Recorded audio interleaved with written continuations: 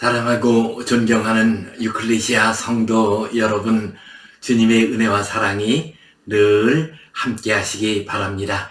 요한복음 13장 34절 말씀에 새 계명을 너희에게 주노니 서로 사랑하라. 내가 너희를 사랑한 것 같이 너희도 서로 사랑하라 말씀하셨습니다.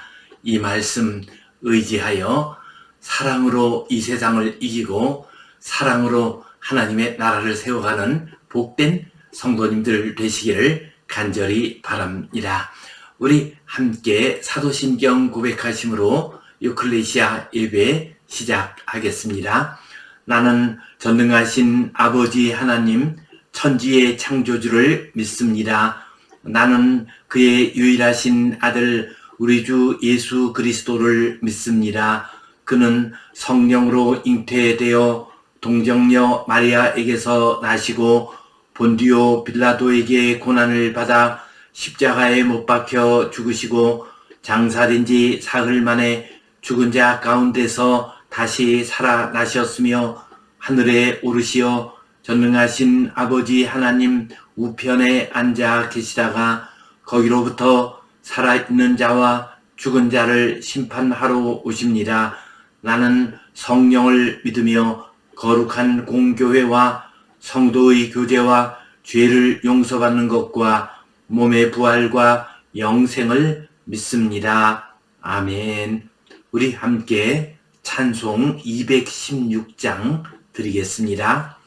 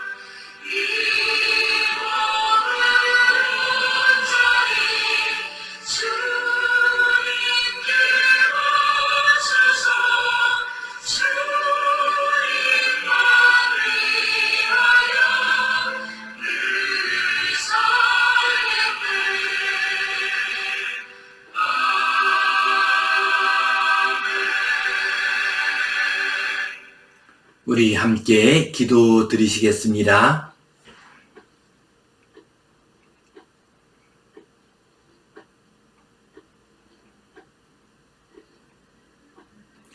하나님 아버지 은혜에 감사합니다.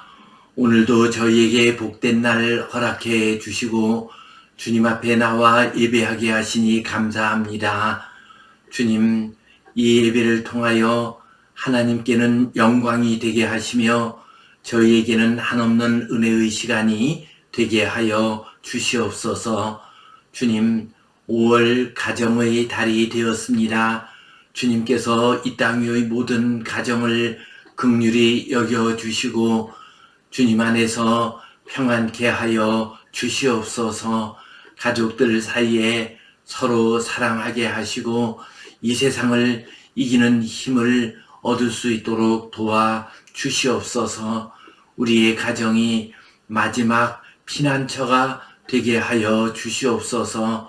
이 세상 어디에서도 위로받지 못한다 할지라도 가정에서는 위로받게 하시고 가정에서는 새 힘을 얻을 수 있도록 도와 주시옵소서.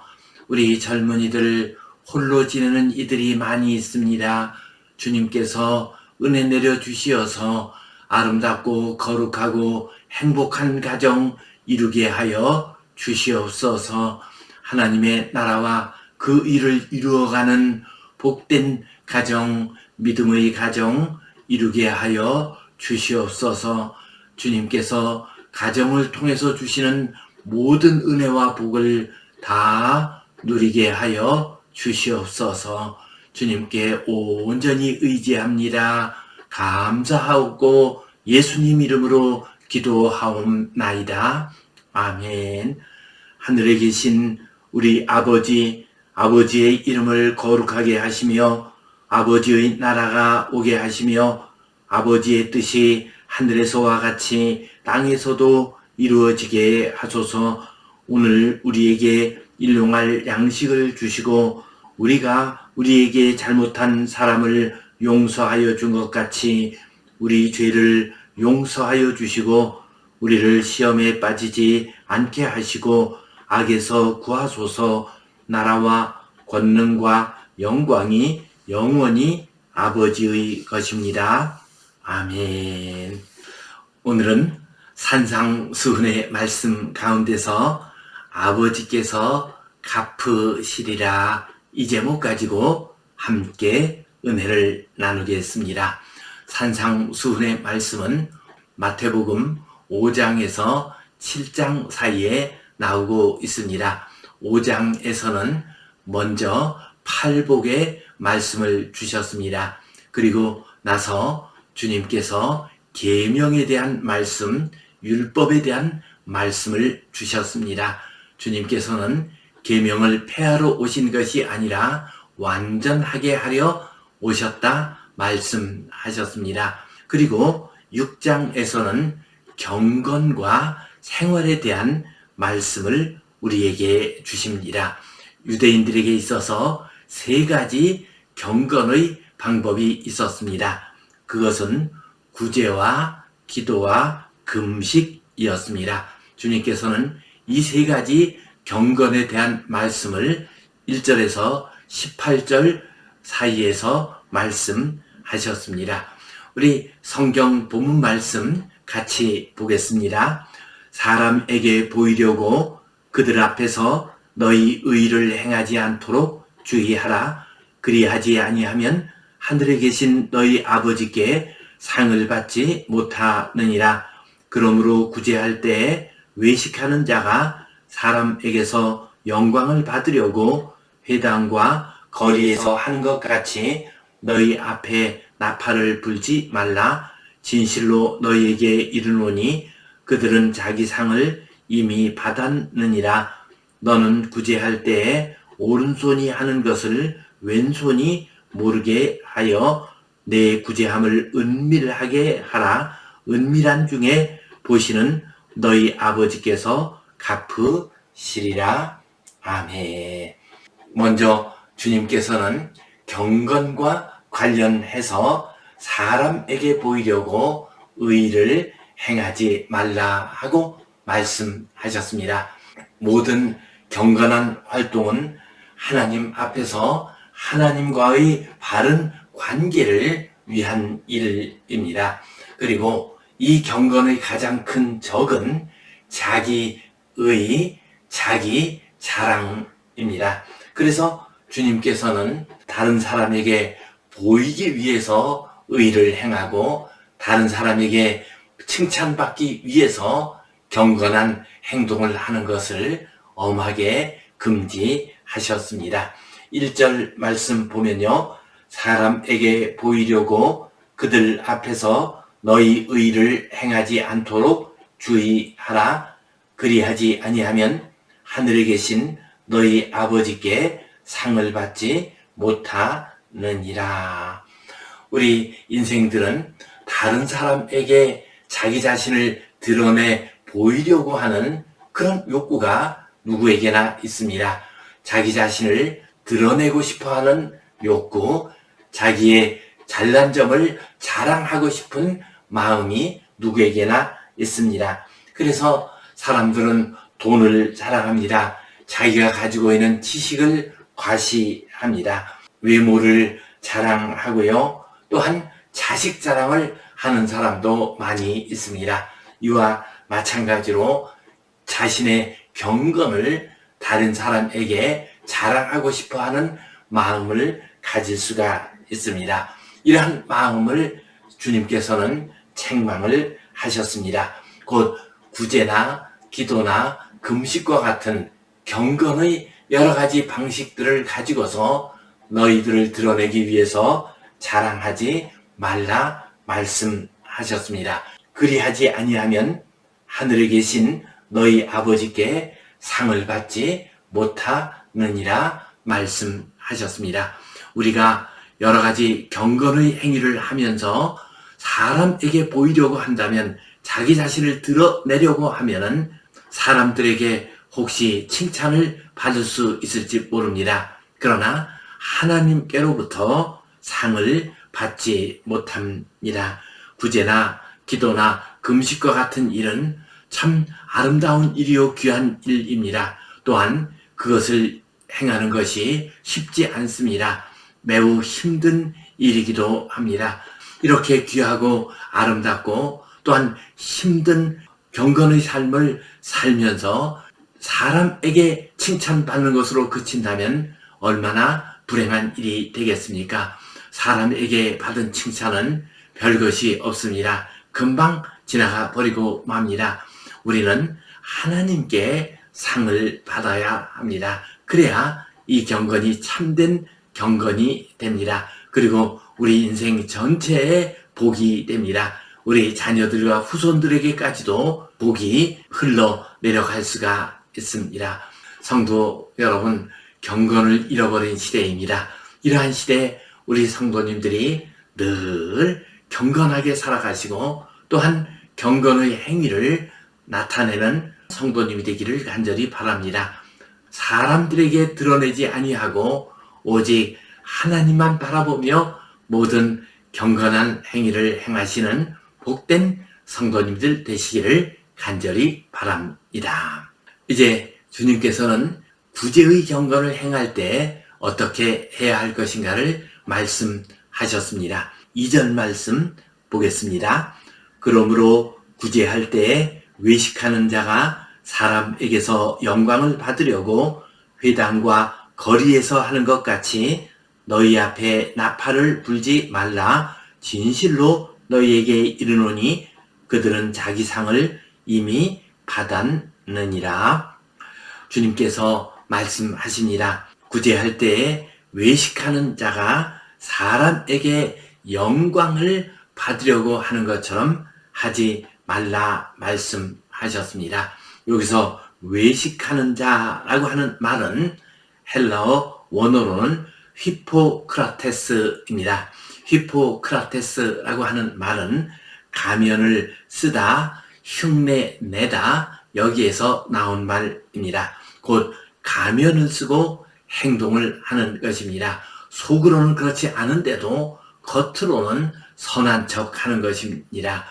이러한 위선자들처럼 외식하는 사람들처럼 사람에게 영광을 받으려고 구제하지 말라 하고 말씀을 하셨습니다. 명예욕의 가면을 쓴 위선자와 같은 모습으로 구제의 행위를 하지 말라 말씀하십니다.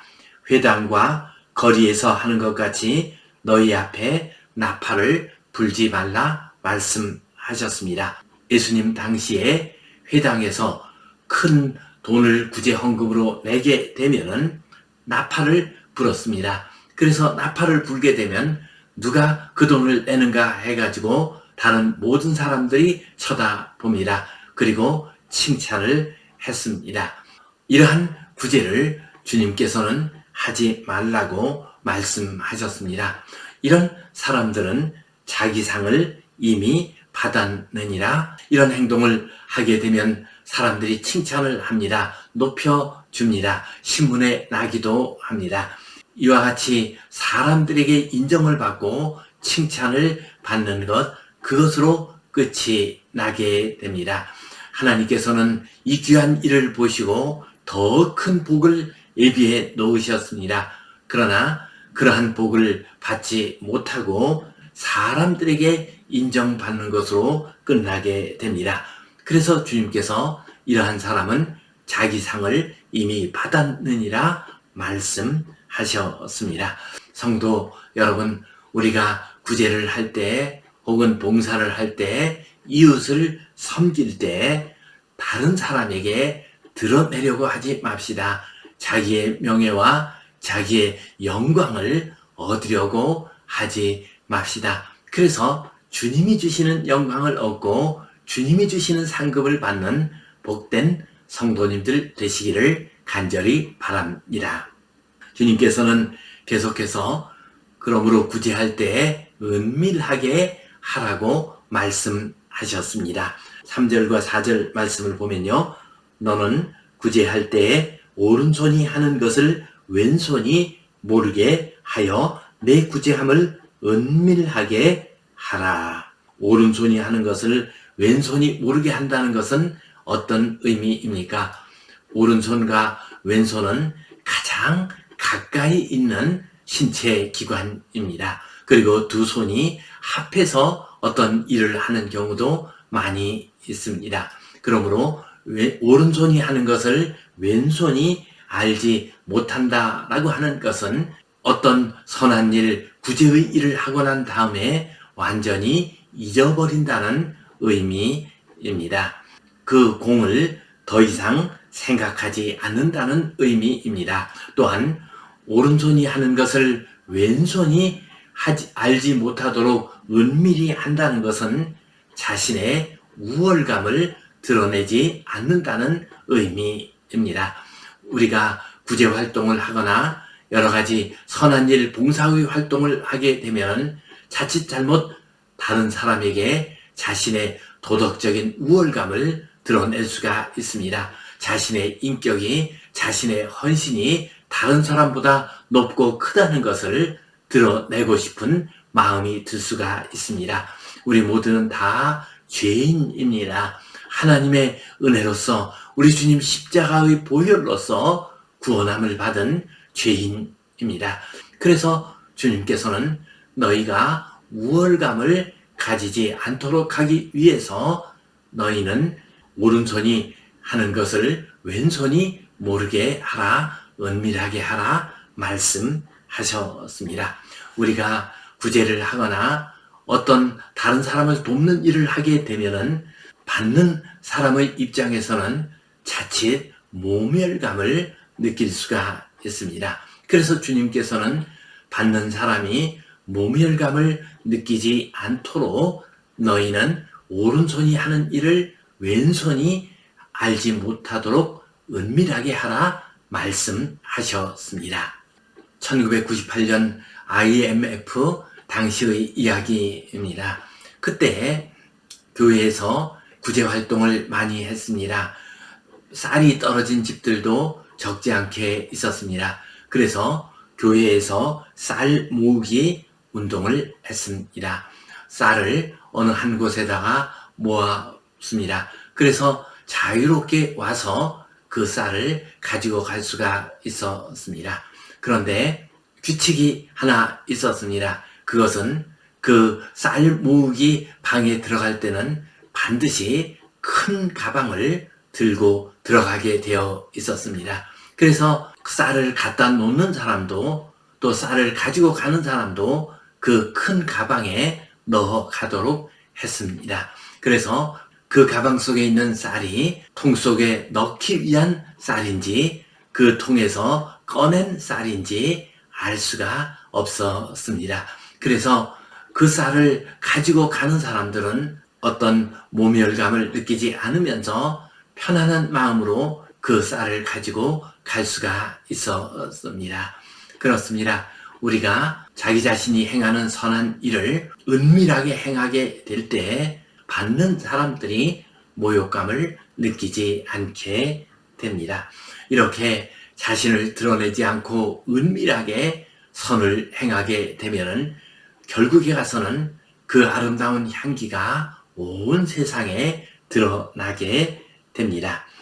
2005년에 있었던 일입니다. 전남 고흥 소록도에서 40년이 넘는 세월 동안 한센병 환자들을 돌본 마리안 수녀님과 마가레트 수녀님이 본국으로 돌아가게 됩니다. 오스트리아의 인스부르크로 돌아갔습니다. 아무 소식도 없이 누구에게도 알리지 않고 조용히 돌아갔습니다. 그래서 신문 기자가 두 분의 수녀님을 찾아갔습니다. 그러자 두 분 중에서 한 분은 아예 나타나지도 않았습니다. 그리고 다른 한 분은 인터뷰에 응했습니다. 그리고 말씀하시기를 내 몸이 늙어서 부담 줄까봐 몰래 떠나왔습니다. 마음은 두고 왔으니 친구들 서운해하지 마세요 라고 대답을 했습니다. 그 신문 기자는 천사같이 왔다가 천사같이 떠나는 사람이라고 말을 했습니다. 그렇습니다. 이 수녀님은 가난하고 병들고 연약한 한센병 환자들을 40년이나 넘게 돌보는 참으로 귀하고 아름다운 삶을 살았습니다. 그러나 조용히 그것을 숨기면서 살았습니다. 신문 기자가 찾아왔을 때조차도 자신을 드러내지 않았습니다. 그래서 그 아름다운 향기가 온 세상에 퍼져 나가게 되었습니다. 하나님의 영광이 나타나게 되었습니다. 성도 여러분, 이렇게 은밀하게 구제하심으로 그 아름다운 향기가 온 세상에 퍼져나가는 아름답고 복된 성도님들 되시기를 간절히 바랍니다. 이렇게 할 때에 하나님 아버지께서 갚아 주십니다. 4절 후반부 말씀 보겠습니다. 은밀한 중에 보시는 너희 아버지께서 갚으시리라. 하나님께서는 우리가 은밀하게 구제를 할 때에 보고 계십니다. 사람들은 비록 보지 못한다 할지라도 하나님께서는 보고 계십니다. 하나님께서는 속마음까지 보고 계십니다. 그리고 하늘 아버지께서 상급을 내려 주십니다.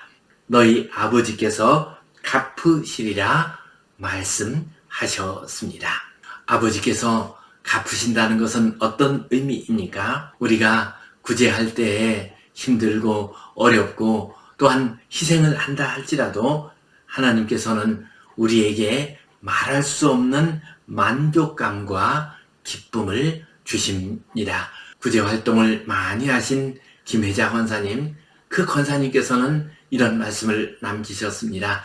내가 수고한 것보다 하나님께서 나에게 주신 기쁨과 만족감이 훨씬 더 큽니다. 그러므로 오히려 나의 사랑을 받아준 사람들에게 감사할 뿐입니다. 라고 말을 했습니다. 하나님께서는 한 걸음 더 나아가서 우리의 삶을 책임져 주십니다. 말할 수 없이 큰 풍성함으로 우리를 채워주십니다. 잠언 11장 25절 말씀 보면요. 구제를 좋아하는 자는 풍족하여질 것이요 남을 윤택하게 하는 자는 윤택하여 지리라 말씀하셨습니다. 구제하게 되면 더 큰 은혜와 복을 받게 됩니다.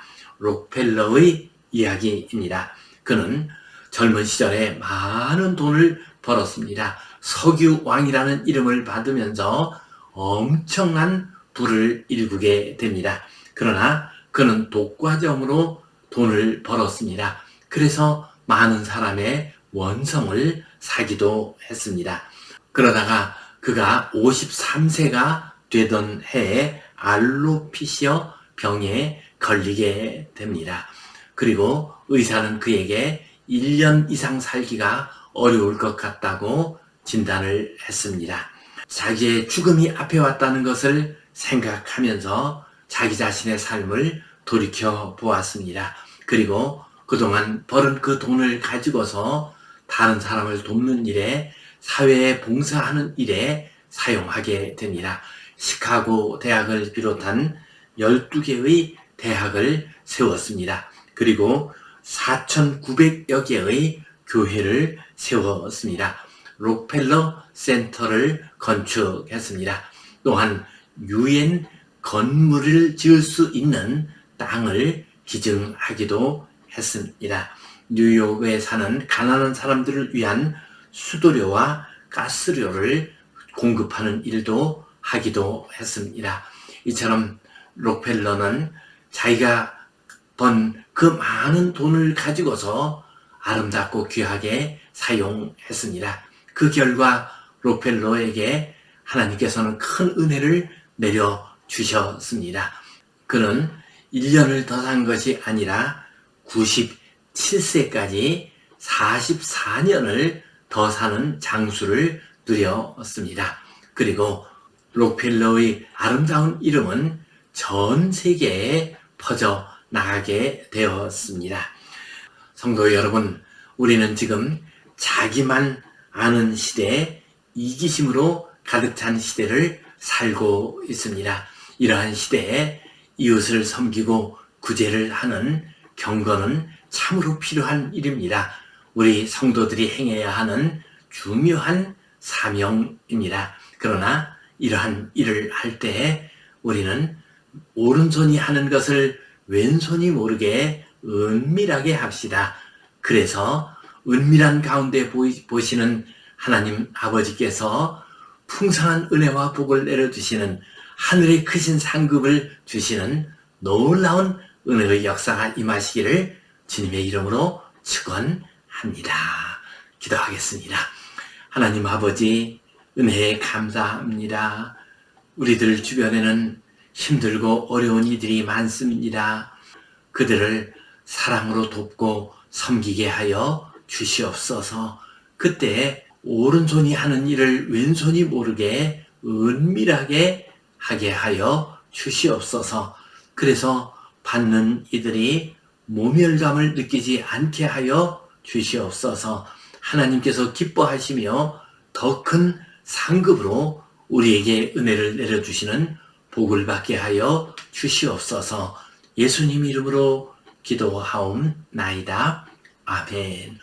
이제는 우리 주 예수 그리스도의 은혜와 하나님 아버지의 크신 사랑과 성령님의 감동, 감화하심, 교통하심, 위로하심, 회복하심의 역사가 다른 사람에게 드러내려고 구제활동을 하지 아니하고 은밀하게 행함으로 하나님의 영광이 나타나기를 소원하는, 하나님으로부터 크신 상급을 받기를 기뻐하는 모든 주의 자녀들을 위해, 이 땅 위의 모든 교회들을 위해 이제로부터 영원토록 함께 하시옵기를 간절히 축원하옵나이다. 아멘.